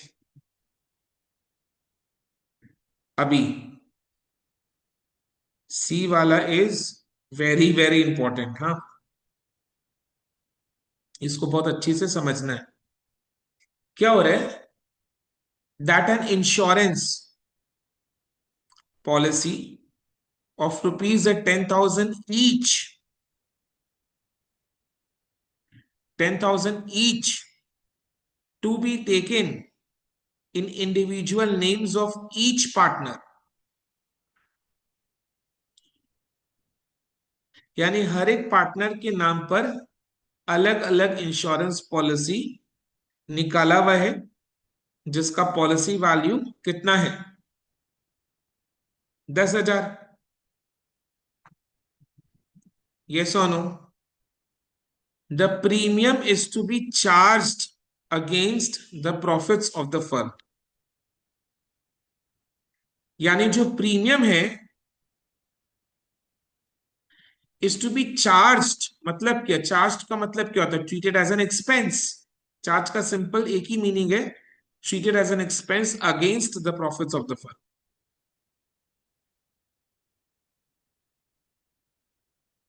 यानी good, यानी premium is treated as an expense of the firm, यानी premium का रुपया firm से गया है और वो फर्म का एक्सपेंस की तरह ट्रीट हुआ है। और तीनों पार्टनर्स के नाम पर अलग अलग पॉलिसी निकाला गया, हर एक का पॉलिसी वैल्यू 10,000 का है। ठीक है, समझ में आया?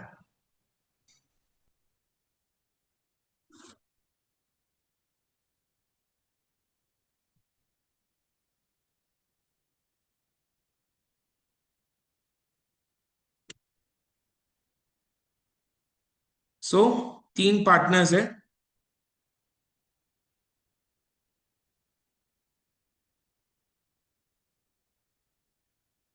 तीनों के नाम अलग अलग पॉलिसी, पॉलिसी वैल्यू 10,000। ये जेएलपी नहीं है, ठीक है? जेएलपी का मतलब जॉइंट लाइफ पॉलिसी, ये जेएलपी नहीं है। ये तीनों पार्टनर्स के नाम पर अलग अलग पॉलिसी निकाला गया है। परफेक्ट। बट ये पॉलिसी का जो प्रीमियम है वो फर्म का एक्सपेंस की तरह ट्रीट हुआ है,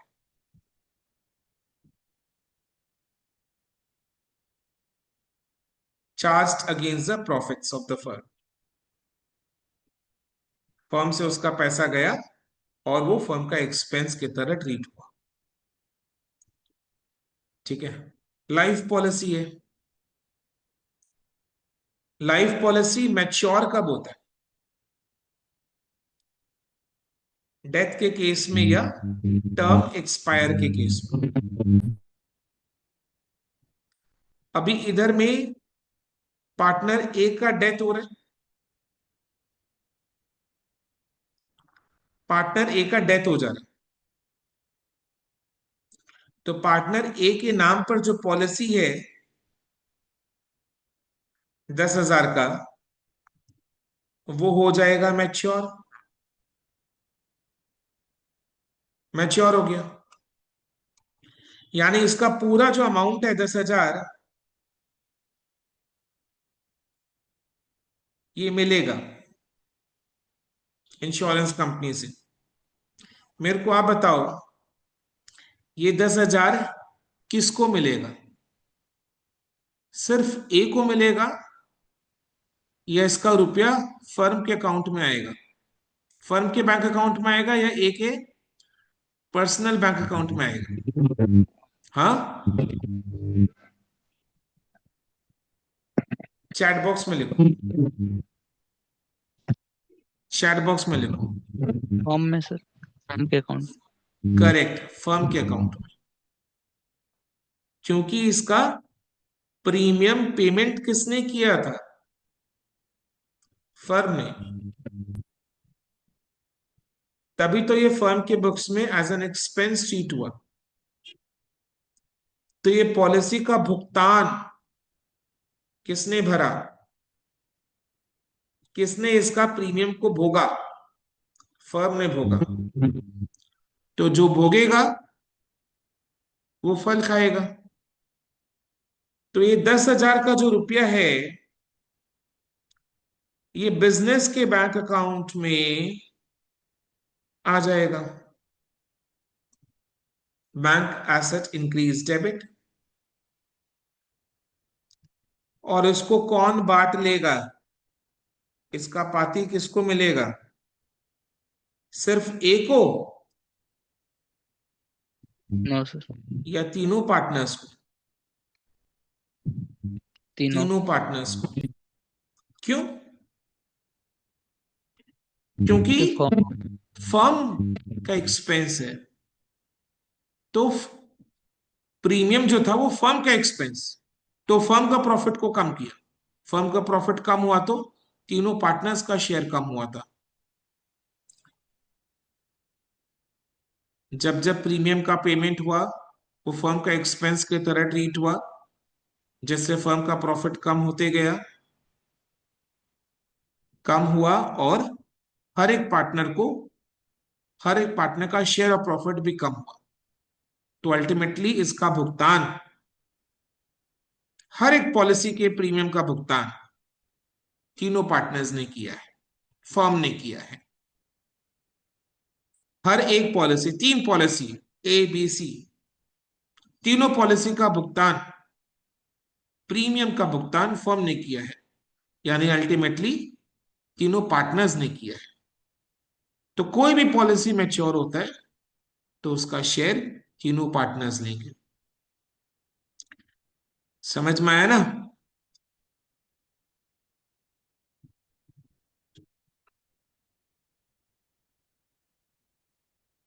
ये ओल्ड रेशियो 2:2:1, यानी कितना बोलो? 5,000, 2,500, 2,500। ये सोनू, क्लियर? पार्टनर ए क्या बोलता है? पार्टनर ए तो अब कैसे बोलेगा, वो तो मर चुका है। तो पार्टनर ए के जो लीगल एग्जीक्यूटर्स है, वो क्या बोलते हैं? वो बात को दोहराते हैं। क्या बोलते हैं? कि हर एक पॉलिसी का प्रीमियम का भुगतान, तीन पॉलिसी है, तीन पार्टनर्स के नाम पर एक एक पॉलिसी, तीन पॉलिसी है, हर एक पॉलिसी का भुगतान, प्रीमियम का भुगतान फर्म ने किया है। फर्म के पॉकेट में से गया रुपया, फर्म के एक्सपेंस की तरह ट्रीट हुआ। तो अल्टीमेटली फर्म के एक्सपेंस की तरह ट्रीट हुआ, तो फर्म का प्रॉफिट हर साल कम कम हुआ। तो अल्टीमेटली इसका भुगतान किसने भरा? तीनों पार्टनर्स ने। यानी हर एक पॉलिसी का भुगतान तीनों पार्टनर्स ने भरा है। हर एक पॉलिसी के प्रीमियम का भुगतान तीनों पार्टनर्स ने भरा है।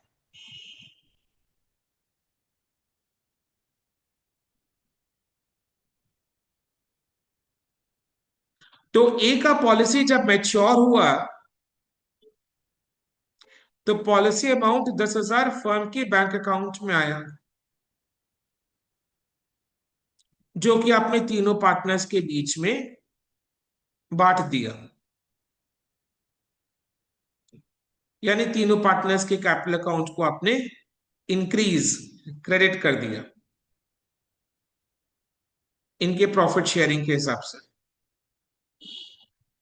बिकॉज प्रीमियम का जो एक्सपेंस था, प्रॉफिट कम हुआ था, तो कम प्रॉफिट तीनों पार्टनर्स में बीच में बटा था इन देयर पीएसआर। तो अभी जब वो रुपया मैच्योर होकर आ रहा है तो इसका क्रेडिट तीनों पार्टनर्स को पीएसआर में ही दिया जा रहा है। ठीक है, चलो डन। बट बी और सी का पॉलिसी एक्टिव है, क्योंकि बी और सी जिंदा है। तो बी और सी का पॉलिसी एक्टिव है, ये तो गया। बट ए ने जाने से पहले क्या बी और सी के पॉलिसी का प्रीमियम का भुगतान तीनों जन ने मिलकर नहीं भरा था क्या? भरत। भरा था। तीनों ने हर एक पॉलिसी के प्रीमियम का भुगतान भरा।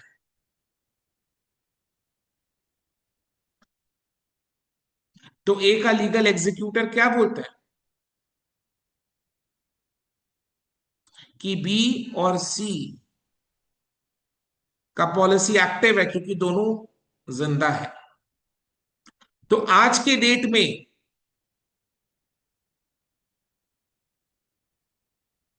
बाद में जब ये पॉलिसी मैच्योर होगा तो ए का लीगल एग्जीक्यूटर को तो इन लोग पहचानेगा भी नहीं। तो वही एक एग्जीक्यूटर बोल रहा है कि आज के डेट में बी और सी के पॉलिसी का भी हिसाब हो जाए। तो बी और सी बोलते कि तो क्या हम अपने पॉलिसी को सरेंडर कर दें, तोड़वा दे, और उसमें शेयर तुम्हें मिल जाए? तो ए का लीगल एग्जीक्यूटर बोलता है तोड़वाने की जरूरत नहीं है। हम ऐसा नहीं बोल रहे कि आप अपना पॉलिसी को तोड़ दे, प्रीमियम भरा है, जरूरी है पॉलिसी को एक्टिव रखना, हम तोड़ने मना नहीं कर रहे। बट आज के डेट में बी और सी का पॉलिसी का जो आज के डेट का वैल्यू, मतलब आज के डेट का सरेंडर वैल्यू में जो ए का शेयर होता है वो ए को दे दिया जाए। हम तोड़ने के लिए नहीं बोलेंगे, बट अगर तोड़ते तो ए को जो शेयर मिलता वो उसको दे दो बस। तोड़ने नहीं बोल रहे, बट अगर तोड़ते, सरेंडर करते आज की डेट में, तो उसमें जो ए को शेयर मिलता वो दे दो, बिकॉज इसका भुगतान ए ने भी बी और सी के साथ भरा है, तो इसमें ए का भी हक है। तो आज की डेट में इन दो पॉलिसीज में ए का जो हक बनता है वो ए को दे दो।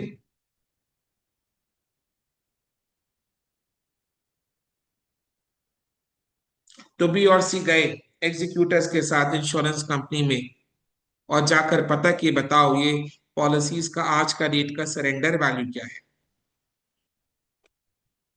क्या पता चला? Surrender value of the policy to be 20% of the sum assured. Sum assured मतलब पॉलिसी वैल्यू, जो कि हर एक पॉलिसी का 10,000 है। तो उसका सरेंडर वैल्यू आज की डेट में 20% है, यानी 2,000 है।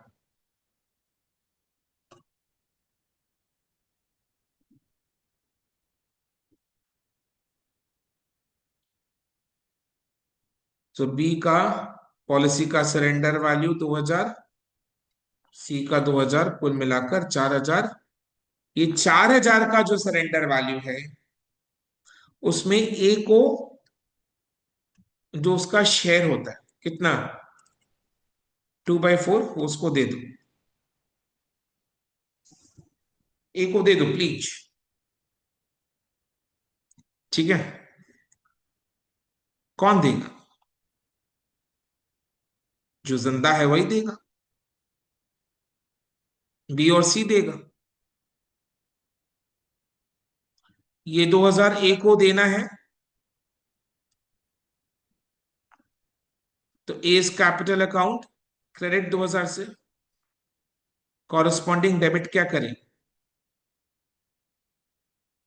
कौन कॉम्पनसेट करेगा? बी और सी। क्लियर? सो यानी क्या बोल रहे हैं एक एग्जीक्यूटर, कि जो पार्टनर्स जिंदा है उनका जो सेपरेट लाइफ पॉलिसीज है, उनका आज का डेट का सरेंडर वैल्यू में जो डिसीज पार्टनर ए का शेयर है वो ए को मिल जाना चाहिए, जिसके लिए accounting treatment will be capital adjustment. So B's capital account debit, C's capital account debit to A's capital account, और B और C का gaining ratio is 1:1. So B's capital account debit, C's capital account debit to A's capital account कितना? B's capital account debit 1000, C's capital account debit 1000 to A's capital account credit 2000. यानी ultimately ए का capital account credit कितना से हो रहा है in total? 5000 इधर का, 2000 इधर का, टोटल में कितना? 7000। क्लियर है ना? तो इसका एज कैपिटल अकाउंट में इफेक्ट, एज कैपिटल अकाउंट की क्रेडिट साइड में by bank 5000, by B and C is capital 2000। आई बात समझ में? ये चीज याद रखना, ठीक है। इधर में इन लोगों ने बाई इंश्योरेंस पॉलिसीज करके टोटल में 7000 ही लिख दिया है, बट अपने को एग्जाम में ऐसा नहीं करना है, ठीक है। इसके लिए क्या करना है? By bank account 5000, by B and C is capital account 2000।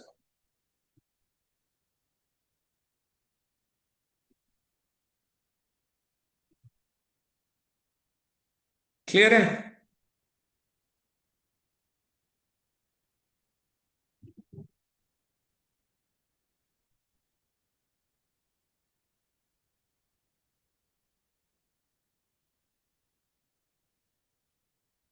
सो ये अच्छा एडजस्टमेंट था इंश्योरेंस पॉलिसी का।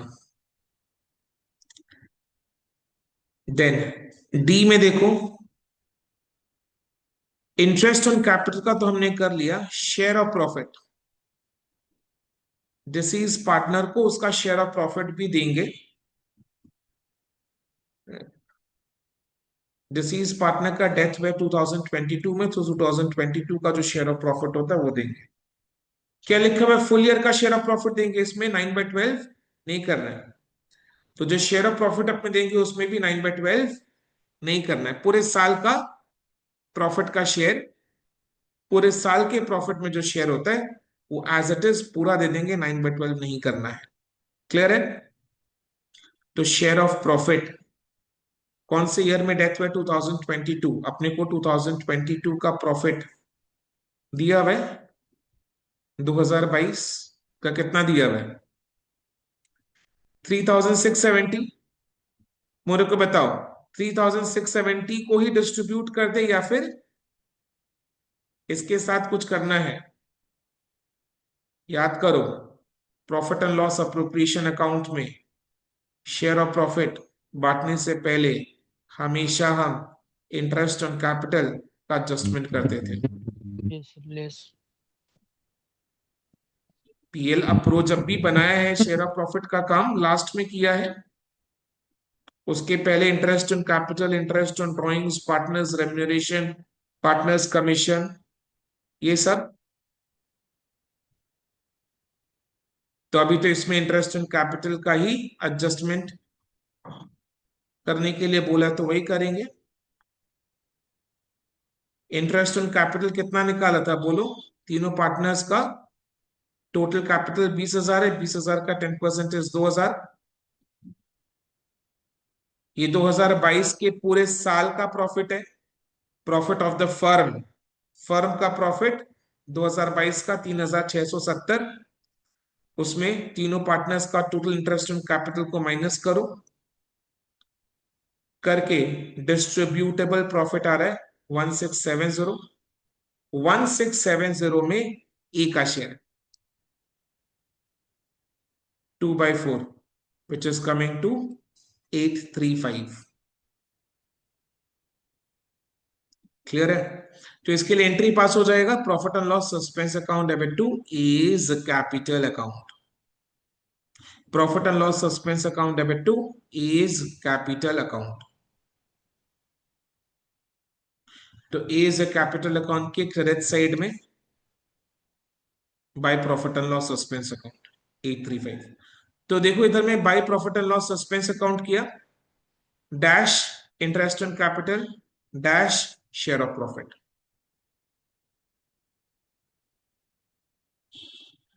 ठीक है, 9/12 नहीं करना है, इसमें पूरे साल के प्रॉफिट का शेयर देना है। तो हमने शेयर ऑफ प्रॉफिट दे दिया पूरे साल का, इंटरेस्ट ऑन कैपिटल पूरे साल का क्रेडिट कर दिया। सो डी वाला एडजस्टमेंट कंप्लीट। देन ई में that the share of partnership policy, share of partnership policy यानी एडजस्टमेंट नंबर डी का बात हो रहा है। Share of the profit and interest on capital, share of the partnership policy मतलब ये डी वाले एडजस्टमेंट का बात हो रहा है। And goodwill be credited to the deceased partner. Goodwill का भी तो ट्रीटमेंट हमने कर दिया है as on 31 December following his death, यानी जो भी करना है वो पूरे साल के रेस्पेक्ट में करना है, 9/12 का कोई प्रपोर्शनेट नहीं करना है। एफ में partnership books are closed annually on 31 December. Okay, ये चीज हमने फॉलो किया है। Next, A died on 30th September 2022 and the amount standing to the credit of his current account on 31st December 2021। यानी करंट अकाउंट को balance किया है इन लोगों ने, एंड करंट अकाउंट में कब किया है, करंट अकाउंट का बैलेंस कितना आ रहा है, क्रेडिट बैलेंस आ रहा है 450 का, and from the date to the date of death. अच्छा, ये करंट अकाउंट का बैलेंस कब का है, 31 दिसंबर 2021, यानी लास्ट ईयर के एंड का है। यानी 1 जनवरी 2022 का बैलेंस हुआ, यानी ये करंट अकाउंट का ओपनिंग बैलेंस है। करंट अकाउंट का ओपनिंग बैलेंस है ये 450, credit balance 450। And from that date मतलब क्या, ये वाला डेट 1/1/2022, यानी जिस डेट का मेरे को करंट अकाउंट का बैलेंस दिया हुआ है उस डेट से, from that date current account का बैलेंस मेरे को 1/1/2022 का दिया हुआ है। बट बोलने का लहजा देखो इन लोगों का, 31 दिसंबर 2021, कहां से कैसे घुमाना है इन लोगों को पता है। ठीक है, सो 1/1/2022 से लेकर till the date of death, ये 9 महीना में कितना का ड्रॉइंग्स हुआ है, 3,000। सो ड्रॉइंग्स को अपने क्या करते, करंट अकाउंट में डेबिट, यस और नो। 450 जो चीज को समझो ना, 450 जो है वो करंट अकाउंट का ओपनिंग बैलेंस है, एंड जब भी पार्टनर कोई भी ड्रॉइंग्स करता है इसको अपने करंट अकाउंट में डालते हैं, क्योंकि सिस्टम क्या है, फिक्स्ड कैपिटल सिस्टम। तो इसका इफेक्ट कैपिटल अकाउंट में नहीं आता, करंट अकाउंट में आता है। करेंट अकाउंट का ओपनिंग बैलेंस 1/1/2022 को 450 है, एंड ये 9 महीना जब वो जिंदा था तो 3000 का ड्रॉइंग्स किया, तो ड्रॉइंग्स को हम करंट अकाउंट में डेबिट करते हैं। ड्रॉइंग्स के लिए 2 एंट्री पास होता है। सबसे पहले drawings account debit to bank, drawings account debit to bank जब ड्रॉइंग्स करते हैं तब, एंड जब इसको करेंट अकाउंट में ट्रांसफर करते हैं तो current account debit to drawings. तो ये करंट अकाउंट के डेबिट साइड में टू ड्रॉइंग्स बोलकर आता है। अब बताओ 31st, अब बताओ 30 सितंबर 2022 के डेट में करंट अकाउंट में कितना बैलेंस आ रहा होगा?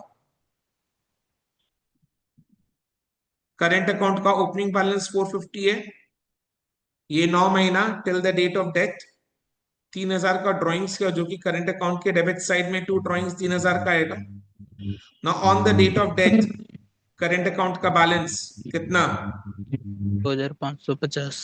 2550 डेबिट या credit? Debit balance. Debit balance होगा।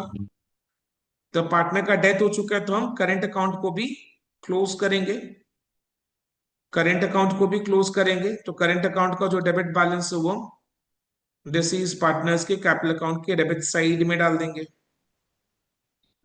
करंट अकाउंट का डेबिट बैलेंस आ रहा था 2550, तभी करंट अकाउंट को क्लोज करना है।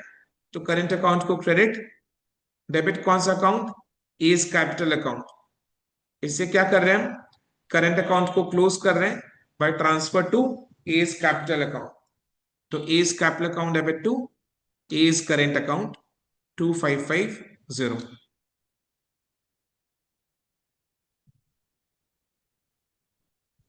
नेक्स्ट,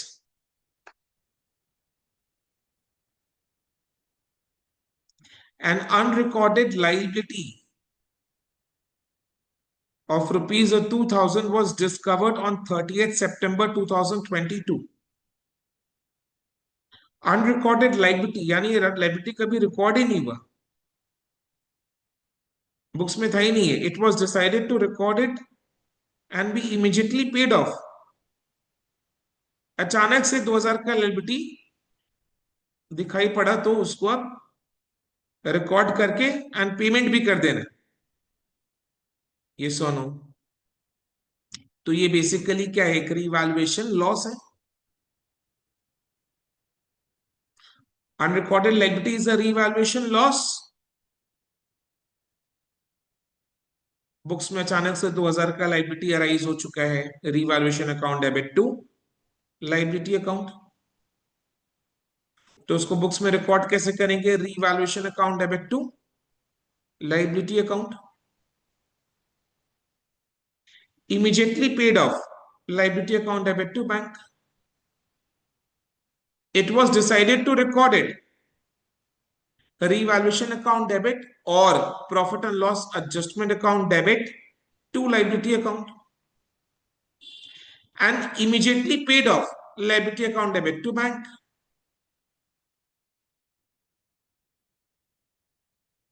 तो ये जो रीवैल्यूएशन लॉस हुआ है, profit and loss adjustment account debit हुआ, तो इसको हम पार्टनर्स कैपिटल अकाउंट में भी क्या करना है? ट्रांसफर करके डेबिट।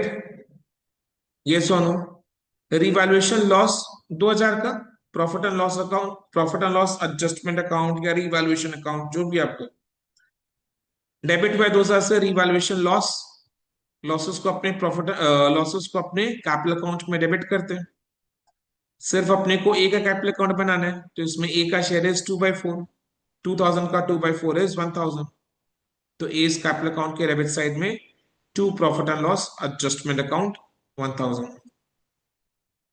क्लियर है?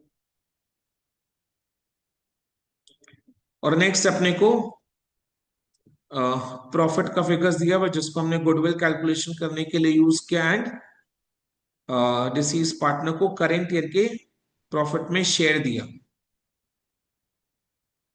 देन लास्ट अपने को पॉलिसीज का सरेंडर वैल्यू का परसेंटेज बताया हुआ है, तो वो हमने इंश्योरेंस पॉलिसी का ट्रीटमेंट करने के लिए यूज किया। हो चुके हैं A to Z सारा एडजस्टमेंट्स का ट्रीटमेंट। अभी एक एक कैपिटल अकाउंट को बैलेंस करेंगे। जो बैलेंस अमाउंट आएगा वो एज एग्जीक्यूटर अकाउंट में ट्रांसफर हो जाता है। रिटायरमेंट के केस में क्या होता है? Retiring partners loan account. And death के केस में डिसीज पार्टनर्स एग्जीक्यूटर्स अकाउंट। यानी when the question is silent कि रिटायरिंग पार्टनर का पेमेंट हुआ है या डिसीज पार्टनर का पेमेंट हुआ है, when the question is silent, नहीं बताया क्वेश्चन ने, तो हम क्या करते हैं? रिटायरमेंट के केस में रिटायरिंग पार्टनर्स लोन अकाउंट में ट्रांसफर कर देते हैं, एंड डेथ के केस में डिसीज पार्टनर्स के एग्जीक्यूटर्स अकाउंट में ट्रांसफर कर देते हैं। आई बात समझ में? Yes.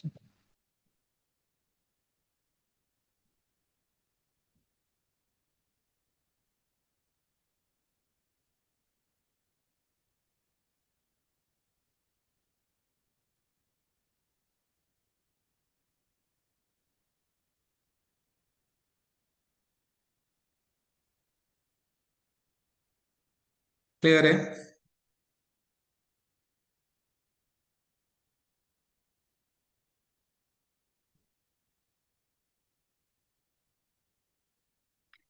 ठीक है।